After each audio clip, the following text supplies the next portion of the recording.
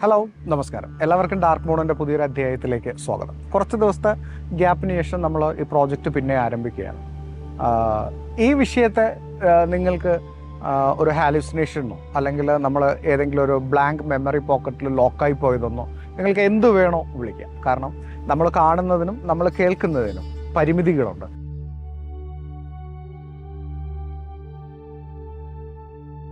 വളരെ നാളുകൾക്ക് ശേഷം എൻ്റെ പ്രിയപ്പെട്ട സുഹൃത്തിനെ കാണാനായിട്ട് ഞാൻ അവൻ്റെ വീട്ടിലേക്ക് പോവുകയായിരുന്നു.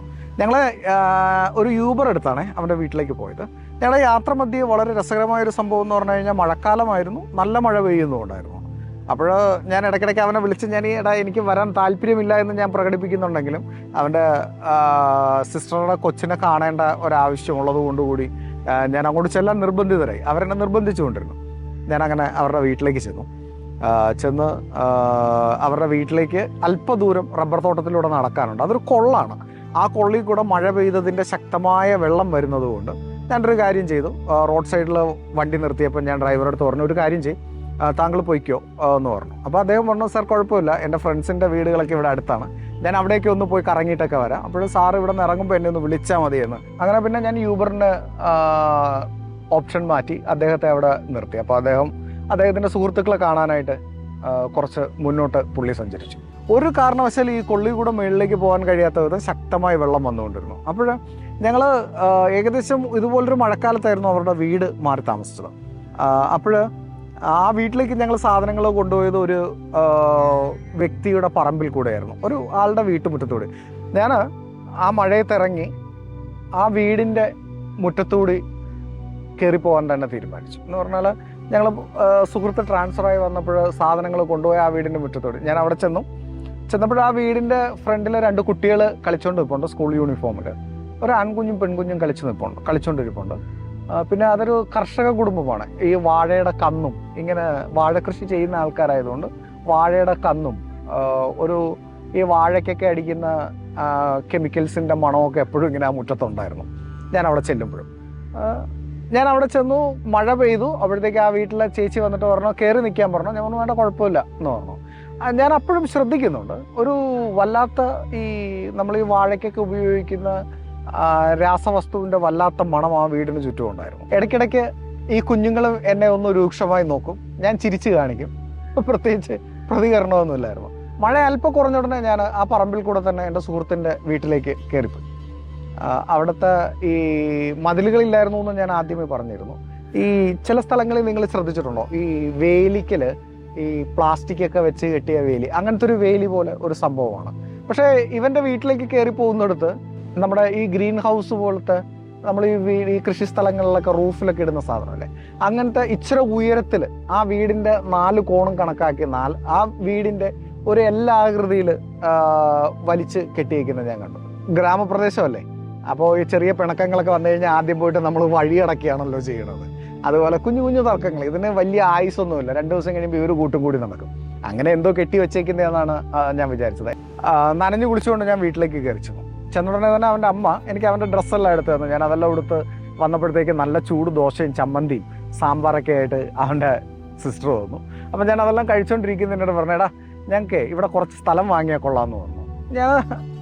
കാരണം ഇവരെന്ത് ചെയ്യുന്നതിന് മുമ്പേയും എൻ്റെ മിക്ക സുഹൃത്തുക്കളും എന്നെ കൊണ്ടുപോയി ആ സ്ഥലം കാണിക്കുകയോ അല്ലെങ്കിൽ ആ വീട് കാണിക്കുകയോ അവർ ചെയ്യാൻ പോകുന്ന പ്ലാനിങ്സ് സംസാരിക്കുകയോ ഒക്കെ ചെയ്യും. അപ്പം ഞാൻ പറഞ്ഞു, നല്ലതാടാ, വാങ്ങിക്കടാ എന്ന് പറഞ്ഞു.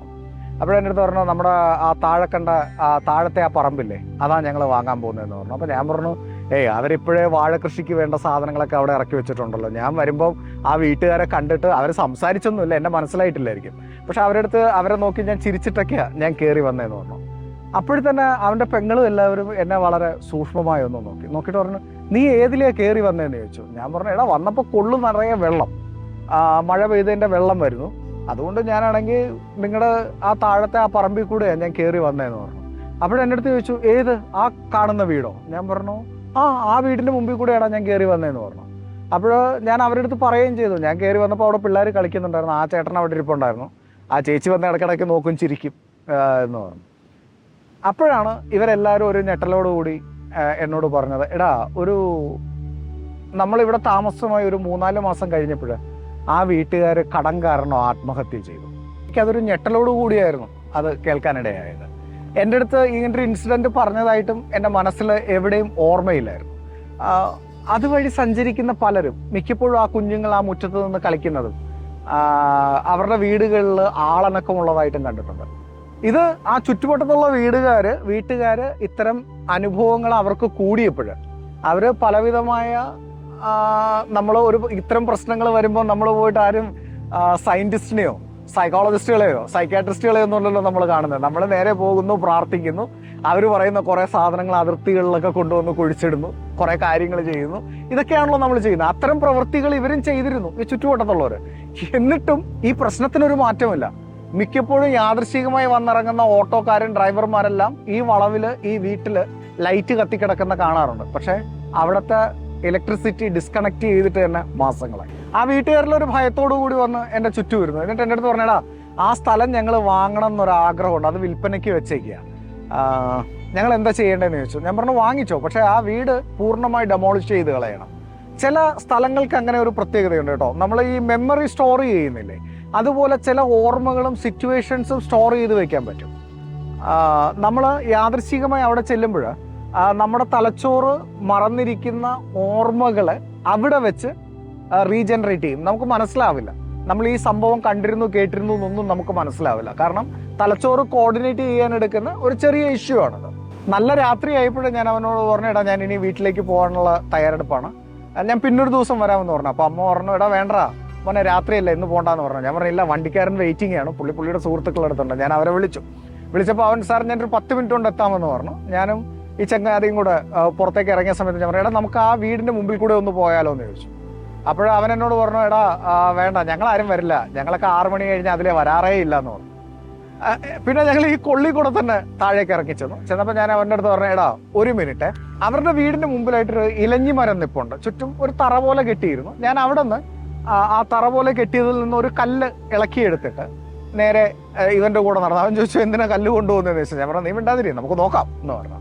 ഞാൻ നേരെ റോഡിൽ കൂടെ തന്നെ ഈ വീടിൻ്റെ മുമ്പിലേക്ക് വന്നു. എനിക്ക് അതിശയം തോന്നിയെന്താണ്, ആ കാട് പിടിച്ച് കിടന്ന ആ പറമ്പിൽ കൂടെയാണ് ഞാൻ കയറി മേളിലേക്ക് പോയതെന്ന് ഓർത്തപ്പോഴും എനിക്ക് തന്നെ അതിശയം തോന്നി.